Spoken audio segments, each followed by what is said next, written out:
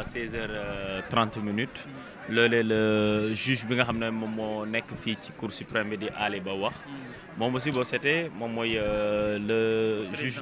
mooy le président mooy le premier président comme on peut dire. Du coup aussi tamit ci li ñu mën a jàpp mu nekkoon benn audience boo xamante ne ni tey normalement sax ça devait pas avoir de débat ça devait pas même avoir de plaidoirie parce que lépp bind nañu ko tënk nañu ko boo xoolee dès l'ouverture rek déjà dañu def ce qu'on appelle la lecture du rapport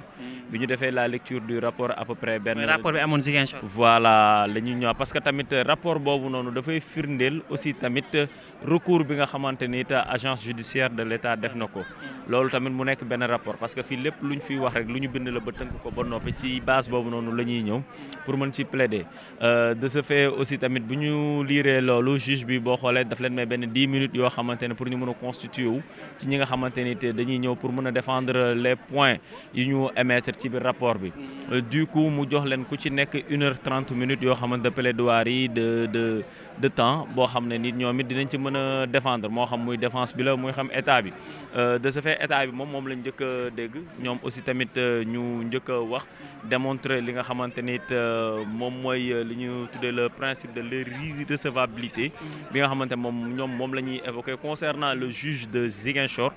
bi nga xamante ni moom def na ko bi ñu nekkee Ziguinchor mu jox en faveur ki nga xamante ne mooy le client Ousmane Sonko aujourd'hui aussi tamit boo xoolee ñi nga xam ne ñoom ñooy layal état bu Sénégal bi ñoom ci yooyu lañ ko tënk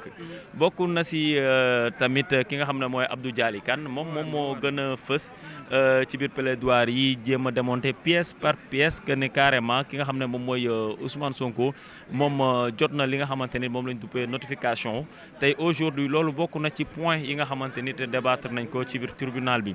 donc tey mu wane ne kii di Ousmane Sonko moom bi ñu demee di ko jox li nga xamante ni moo di que notification bi à son dernier domicile loolu dafay firndeel ni moom jot na ko déjà mais par contre tamit bi ñu demee à la prison de Sébikotane prison Sébikotane foofu noonu ki nga xam ne moom moo nekkoon huissier de justice bi waroon joxe notification bi moom ci boppam mujj la am accès foofee mais ba tey tamit bu ñu xoolee sur le principe de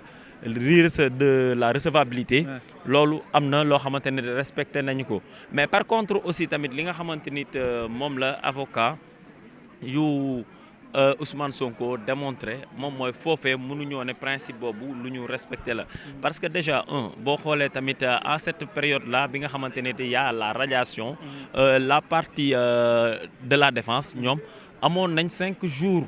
yoo xamante ni ordinaire la ñu ko tuddee de recours yu ñu war a mën a def malheureusement ces 5 jours là ki nga xam ne moo di Ousmane Sonko introduire ci li nga xamante ni moo di recours kon de ce fait foofu noonu dafay xaw a nekk loo xamante ne une omission la dafay nekk tamit une radiation valable boo xamante ni moom waroon na ko mën a def par contre aussi tamit ñii ne ko carrément moment boobu noonu nga xamante ni ñoom ñi ngi koy wax ce 19 septembre bi ñuy wax parce que c'était le 3 août ñu am 5 jours donc du coup le 19 décembre bi nga xamante ne moom la dugal le recours c'était pas la date échue comme on dit donc kon dañ nañ ñoom valable par contre cette date mi ngi fekk Ousmane Sonko ci prison bi te nit ki boo koy jox la notification ci këram nga ko war a jox ki prison du këru kenn donc huissier bi mu demee kër Ousmane Sonko ba mu fa jógee automatiquement dafa dem fi nga xam ne moom mooy hôpital principal après hôpital principal ci la def benn référé directement ci préfet bi donc ci la mën a doog a délivrer li ni mel d'après ñoom seen plaidoirie yi donc ki nga xamante ne ni moom mooy maître Wane moom loolu la jéem a démontrer wan na leen carrément ne kon état bi lépp li nga xamante ne tey mi ngi koy wax ñoom lajj nañ li ñuy défendre instant yi nii bëgg tamit ñu rejeter la décision du juge de Ziguinchor loolu da di loo xamante ni c'est peine perdue parce que là quand on parle de cassation on ne va pas parler des débats de fond mais dafay nekk des débats basés sur les moyens juridiques ça doit être démonté pièce par des preuves aujourd'hui aussi tamit on va pas parler des pièces mais non on va pas parler du moins des pièces nouvelles mais plutôt des moyens nouveaux c'est des termes juridiques yi firndeel ne tey quand on parle de pièces nouvelles dafay nekk sur le principe de l'irrecevabilité quand on parle de moyens nouveaux dafay nekk la recevabilité donc tey si bu ñu waxtaanee ci li nga xamante ne moom mooy les moyens nouveaux kon aujourd'hui ay papier la ay preuves la yoo xamante ne c'est tangible c'est des preuves yoo xamante ne c'est palpable yu ñu xam ne moom lañ mën a joxe nekkul des paroles en l'air yoo xamante ne maa fi nekkoon demoon naa dikkaat na non mais tout ce qui se dit devant le tribunal de la raison doit être justifié par écrit loolu tey moom moo fi am de ce fait tamit bi ñu jógee ci plaidoirie yi ku ci nekk. parce que dem nañ ba dégg ci avocat de l'agence judiciaire de l'État bi ñoom wax nañ ne que ne ñoom atte bi juge Sabassy Faye wala dogal bi mu jëloon moom compétent wul c'est-à-dire amul niveau bi wala amul moyen bi pour mën koo def aussi. ci loolu su ma ci rebondiree damay ñëw juste bi procureur jëlee parole. parce que déjà ñoom procureur daf leen tontu directement ne leen carrément le juge de Ziguinchor il a la prérogative il est compétent voilà c'est le mot il est compétent de juger l'affaire parce que Ousmane Sonko il est inscrit sur la liste électorale à Ziguinchor même si il est domicilié à la cité Keur Gorgui bu ñu xoolee aussi tamit c'était le principe qui a été appliqué c'est ce qu'on appelle la jurisprudence de Karim Wade loolu la ñu appliqué pour que Karim Wade tamit ñu mën ko faxas bokkul kon tey aujourd'hui loolu moom mooy ñëwaat bu ñëwaatee procureur moom mooy parce que ba léegi nii tamit xamuñu quelle est la décision c'est la même procureur non du même procureur bi du même procureur bi boobu dafa nekkoon au ministère de la justice mais il n'était pas le procureur vous comprenez mais aujourd'hui il est le procureur de la République Ousmane Diagne de ce fait aujourd'hui tey li mu plaidé moom mooy que le juge de Ziguinchor est bel et bien compétent parce que à l'époque il était au ministère de la justice avec Karim Wade kon tey jii nii bu ñëwaatee même principe boobu noonu la doxalaat principe boobu noonu nag c'est au juge maintenant à l'IBA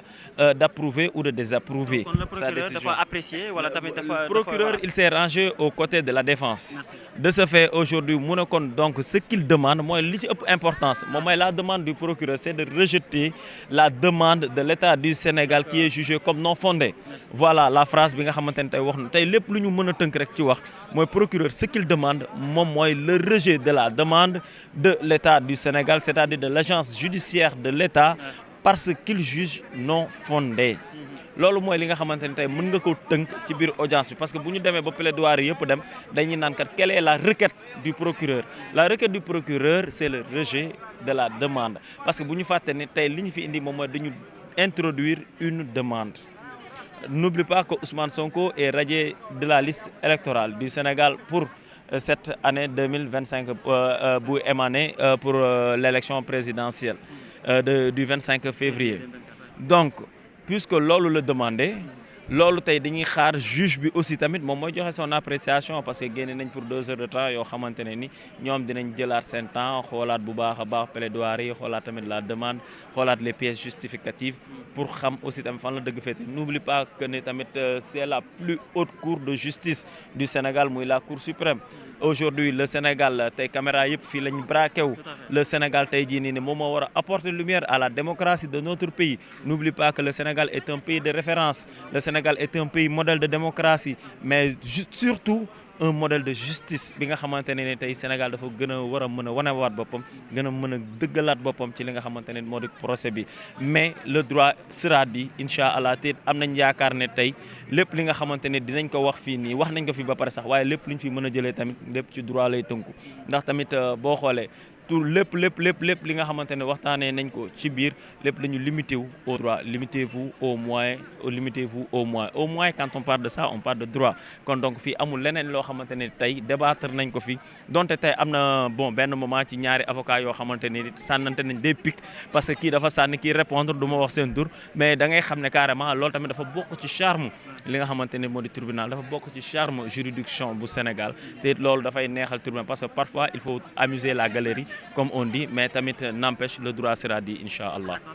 baal ma toog si limu avocat bu Ousmane Sonko yi si limu avocat yi parce que nee nañ àgg na si fanweer. ndax fanweer ak juróom. ñu gën a mën a dëggal waaw fanweer ak juróom. ci ay avocat wu Ousmane Sonko ñoom la ñu gis ni wax dëgg fa yàlla ñoom ñoo signé. li nga xamante ne moom mooy. fanweer ak juróom yëpp teew nañ. non fanweer ak juróom yëpp teew ñu mais fanweer ak juróom yi ñoom ñoo rëdd signé. loolu lañ mën a jàpp état bu Sénégal lim gi nag moom jàpp ma ko trop mais boo xoolee plaidoirie yi 6 avocats donc ñoom ñoo yëkkati jëm kenn ki dafa rangé wu kii muy maître Samba bi tey dafa rangé wu ci côté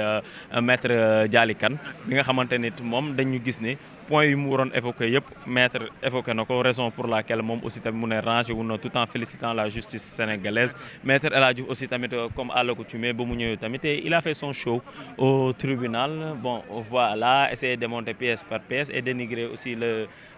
ki nga xamante nit moom mooy la défense. Mais tamit bon loolu xam nañ ne ci forum la, mais n'empêche aussi tamit ñun ñi nga xamante nekkoon nañ ci biir on a encore reçu des leçons de droit. Xam nañ yeneen yoo xamante ne xamuñu ko woon. On a vu l'article 821, on a connu aussi tamit l'article 822, on a connu